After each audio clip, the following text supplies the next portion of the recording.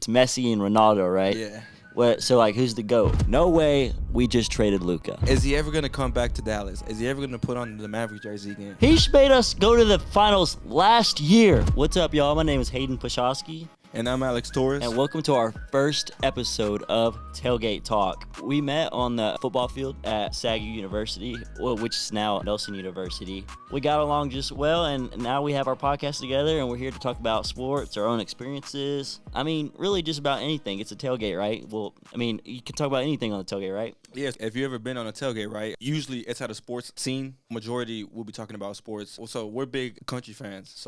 Big country fans. So that's going to be coming soon, right? Yeah, very, very, very soon. But like he said, we are country music fans. But yeah, country music is a big thing for us. I actually even went to a concert last weekend, and it was great. I went to Ty Myers, and we are soon to go to one soon, and I'm excited for it. Speaking about country, right, I know where you're from, but let the people know where you're from. And I know that there's a country legend from exactly where you're from. So can you please mention about that? Yes. So I'm from Abbott, Texas, it's a very small town. It's a population of around 300 people. It's 30 minutes away from Waco. Super, super duper small. And it's actually the hometown of Willie Nelson.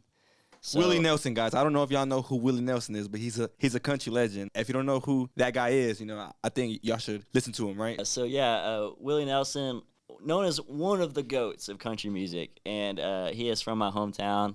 I've passed by his house many, many times, almost every day. And the funny part is I've never met him before, but yeah, he went to my high school. He's literally a legend. When people think of Abbott, Texas, people think of Willie Nelson, it's a cool story. Come from a very, very small town, and I loved it there. And I came from a really small high school. It was about 19 people in my class, and yeah, it was a good time, and I can't wait to go back there pretty soon. That's very cool, bro. So Hayden, speaking about a small town, right? A class of 19 people, that's very little. And so you played football there. How did that work? Small town football, which is also 1A football, which is a 6-man football. Yes. So can you explain to us on what that is? So basically, I'm not going to go too far into it just because we might save that for another episode. But basically, I played 6-man football. It was a public school, but it was in 1A. In 1A ball, you play 6-man instead of 11-man. There's 3 people on the line of scrimmage at all times, and all players are eligible for a pass, which was pretty interesting. And I played for a pretty good team, pretty dominant 6-man program, and I played running back. I played even a little bit of quarterback in my early days, and then I even played a little bit of O-line, but it was kind of receiver at the same time because I guess you could call it a tight end. But I did decently well in it, and led me to. We did really well. We played in the AT&T Stadium for the state championship. We ultimately lost in that game, but yeah, we had a really good year. We went 14-1, which is really good. And after having a pretty good performance in my high school career, it ultimately led me to SAGU, now Nelson University. And now we're here, together making a podcast. Speaking about that, so many people can't say that they won a state championship in one sport, let alone you won it in 2 sports, right? Yeah. Well, I played it in a multiple sports, but I only won one. Oh, okay. I thought you won it in baseball. Well, no, you did win it in baseball. Yeah, I won it in baseball. Okay. Oh, okay. I thought y'all won it in football. Okay. We almost did. Multiple times. Almost, man. Almost. Yeah. I made it to state in football, baseball, and track. And we lost in football pretty badly at AT&T, and it was very embarrassing. But, I'll save that for another day. But we lost in football, and then we lost even in the semis in football. So I had a lot of bronze and silver medals. I lost a state championship in baseball as well. In my last sport in my high school career was baseball, and we finally won state in that. And it was the biggest sigh of relief. We were so close so many times, and we finally did it at the very, very end, and it was a really cool moment. You see, baseball was my first sport. Actually, I don't know if we ever talked about that. No, I've never heard about that, actually. Yeah, so baseball was my first sport. I grew up as a kid, right? Everybody grows up as a kid. I grew up playing baseball first. I was an outfielder. Honestly, loved it, right? Yeah. But then as I started growing up, right, I wanted to play something that was much more exciting to me. That was football. I wanted to try that out. I still love it to this day. Yeah. It's cool. And it's kind of funny to see, like, all the different backstories to what led us to playing at this university and being here. I came from a very small high school, 1A high school, and you come from a 6A high school. Yeah, so I came from Grand Prairie, right? And so that was 6A. My graduating class, pretty sure it had 700 people around there, which is crazy because you had 19. Yeah, that's insane. I had 19 people. I knew everyone in my high school. 19 was a regular class for me. Matter of fact, a regular class was more than 19 people. That's just crazy to hear about, right? Yeah, but yeah, so Grand Prairie, I was raised over there. I grew up over there. I played over there. So football-wise, our school wasn't known for football, right? It was known for soccer, and which I also played soccer too. And, were you good at it? I was not pretty good at it. I was an athlete playing that. I was a football player playing soccer, so I could run with them, but I couldn't really dribble the ball, shoot the ball. But I did score a couple of goals here and there, though. So hey, that's cool. That was pretty cool. But I don't even know how soccer works, to be honest with you. Soccer's fun. So I hear that a lot of people will say that soccer is this, soccer is that, and that is boring, right? But it's really not boring. When you play it, it just gets more funner. That's just the way sports is. I got a question for you. I mean, I don't know much about soccer, but I've heard the debate of it's kind of like the Jordan and LeBron debate. It's Messi and Ronaldo, right? Yeah. So like, who's the GOAT? All right, so me personally, I'm a Messi fan, right? You can't really compare both, but you can. So it's very hard, but me, I'm on Team Messi though. Okay. I think Messi is the greatest player to ever touch the soccer ball. I just mentioned that debate, but I just mentioned a previous debate before that. And since I just mentioned it, who's the GOAT, LeBron or Michael Jordan? I always say this, right? If you put LeBron James back in Michael Jordan's time, I think LeBron James is doing a lot more. LeBron James is just physically gifted. He's, 41? I agree. Yeah, I 42? think so, yeah. Somewhere around there. Like, and he's still playing old. the way he is right now. And he also grabbed, so now that he's playing with Luka, that's just adding more years to him and just more better ball around him. LeBron James is the greatest player to ever play, and there would be nobody to touch him. You brought up a very touchy subject. Luka Dončić, right? A very touchy subject.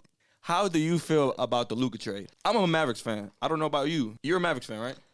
Very much so. Yes. Where were you when you heard about the news? Fun fact. I know I was taking a nap. I think it was after a practice or a workout or something. And I took a nap. I woke up around, I couldn't tell you what time I woke up, but I woke up to a text message from one of my best friends back home saying, "No way, we just traded Luka." And what was going on through your mind? I thought it was a joke. It sounds fake, right? Luka Dončić is untouchable. All right, and what was going on through your head when you seen that? So you seen that Luka Dončić was traded. What was going on? Well, I thought it was a joke at first. You don't trade your franchise guy, right? One of the best players in the whole world. Big Mavs fan. I remember I was really young. Yeah, I still remember when we won the finals back in 2011. 2011, yeah. Big Dirk guy. I love Dirk. I love Dirk, yeah. And I don't know. It just honestly, I still can't process it. Like, I still think Luka's on the Mavericks, even though I watch their games. It's crazy seeing him in the Lakers jersey, right? It makes me sick, honestly. I look at it and I just think, is he ever going to come back to Dallas? Is he ever going to put on the Mavericks jersey again? I have some stats pulled up. He's a 5-time NBA All-Star, 5-time All-NBA, Rookie of the Year. He also led the Mavs to the NBA Finals last year with all those weight concerns, injury concerns. He made us go to the finals last year, and we traded him for Anthony Davis. Don't get me wrong. Anthony Davis is a great player. He's 31 now. He's getting injured all the time. And guess what? First game he played with us, he scored what? He scored like 31 points or something crazy. But his first game was amazing. When everybody was on that floor and playing, I don't think any team could stop us in the playoff series. I don't think. But see, the biggest thing is all of them can't keep on playing every game because they always get hurt. And Anthony Davis was doing great for his debut for the Mavs. But what happened at the end of the game? He ended up getting hurt as predicted. As everybody knows that Anthony Davis is fragile. And has he played a game? He hasn't played since, no. And that's the craziest thing, right? We got Max Christie, and he was not that great of a player, and now he's doing really, really good for us. He's doing really, really well. But yeah, I still don't understand the trade. And to be honest with you, I've never felt so. I've been a fan of many fan bases. I mainly the DFW area. I'm a big fan of all like the DFW teams. I don't think I've ever felt more betrayed by a organization. I love the Dallas Cowboys.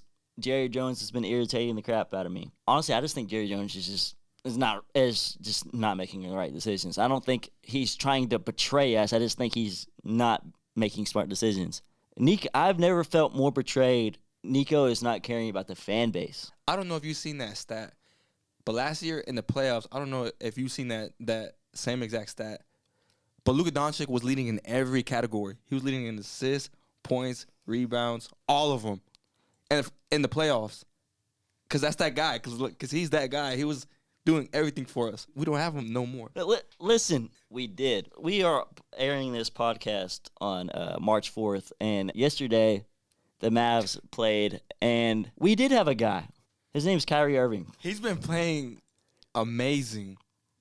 He's been playing great. Obviously, when Luka was there, he was also contributing and doing good, as he always does, right? Because that's Kyrie Irving.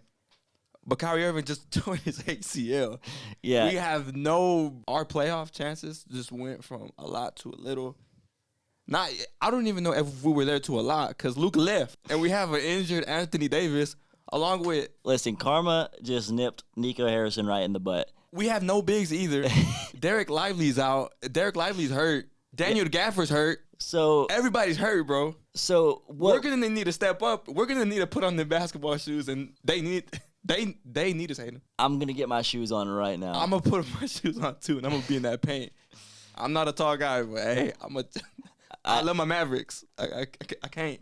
My problem is I can't dribble, I can't shoot, and I'm 5'9". But yeah, Cartman nipped us in the butt. We're like, okay, we don't have Luka anymore. But the good thing is we have Anthony Davis and Kyrie Irving.